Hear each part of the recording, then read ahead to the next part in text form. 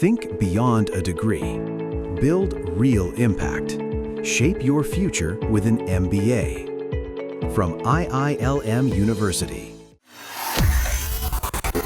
America के राष्ट्रपति Donald Trump के एक दावे ने एक बार फिर पूरी दुनिया को चौंका कर रख दिया है। उन्होंने फ्रांस के राष्ट्रपति को लेकर कुछ ऐसा कह दिया जिसने सबकी नींद उड़ा दी है। दरअसल वेनेजुएला के राष्ट्रपति मादुरो के बाद अब ट्रंप की नजरें टिकी हैं ग्रीनलैंड पर और इस बार आमने सामने है फ्रांस के राष्ट्रपति इमैनुअल मैक्रो।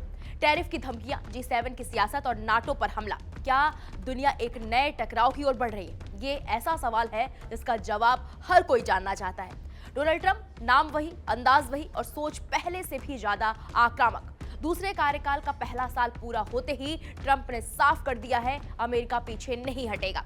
वेनेजुएला में मादुरो को बंदी बनाने के बाद अब ट्रंप की निगाहें ग्रीनलैंड पर है। ग्रीनलैंड जो भले ही बर्फ से ढका हो, लेकिन राजनीति में इसकी अहमियत बेहद गर्व है। अमेरिका इसे हर हाल में हासिल करना चाहता है, लेकिन ट्रंप की इस जिद की वजह से अमेरिका और यूरोप के बीच टकराव बढ़ता हुआ नजर आ रहा है। इन सब के बीच फ्रांस के राष्ट्रपति इमैनुअल मैक्रो ने ग्रीनलैंड पर बढ़ते तनाव को देखते हुए इमरजेंसी G7 मीटिंग बुलाने की मांग की।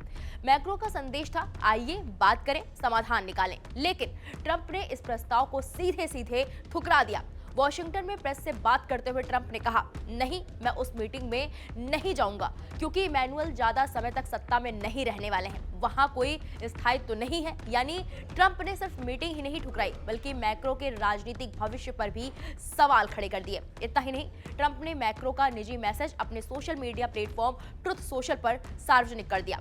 इस मैसेज में मैक्रो ने लिखा था, मेरे दोस्त, हम सीरिया और ईरान पर एक मत हैं, लेकिन मुझे समझ नहीं आ रहा कि आप ग्रीनलैंड पर क्या कर रहे हैं। डावोस के बाद पेरिस में G7 मीटिंग करते हैं, डिनर पर बैठकर बात करते हैं।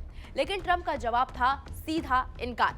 वहीं जब ट्रंप से पूछा गया कि ग्रीनलैंड हासिल करने के लिए वो किस हद तक जा सकते हैं, तो उन्होंने रहस्यमयी अंदाज में कहा, आपको पता चल जाएगा। यानी संकेत साफ है, अमेरिका किसी भी हद तक जा सकता है। ट्रंप ने इस मौके पर नाटो पर भी बड़ा हमला बोला। उन्होंने कहा, मैंने नाटो के लिए जितना किया है उतना किसी ने नहीं किया। लेकिन सवाल यह है, क्या जरूरत पड़ने पर नाटो अमेरिका की मदद करेगा? दूसरी तरफ डावोस में इमैनुअल मैक्रो ने अमेरिकी टैरिफ पॉलिसी को यूरोप को कमजोर करने की साजिश बताया। उन्होंने कहा कि अमेरिका की धमकियां यूरोपीय संप्रभुता के खिलाफ हैं और दुनिया तानाशाही की ओर बढ़ रही है। अब एक बड़ा सवाल उठ रहा है कि क्या ग्रीनलैंड बनेगा अमेरिका यूरोप की टकराव की नई जंग का मैदान? क्या G7 और नाटो की एकता टूटने के कगार पर है? और क्या ट्रंप की ये सियासत दुनिया को और अस्थिर बना देगी? जवाब आने वाले वक्त में मिलेगा, लेकिन इतना तय है, ट्रंप के दौर में दुनिया में शांति नहीं दिखाई दे रही है। फिलहाल पूरे मामले पर आपकी क्या राय है? हमें कमेंट बॉक्स में जाकर जरूर बताइए।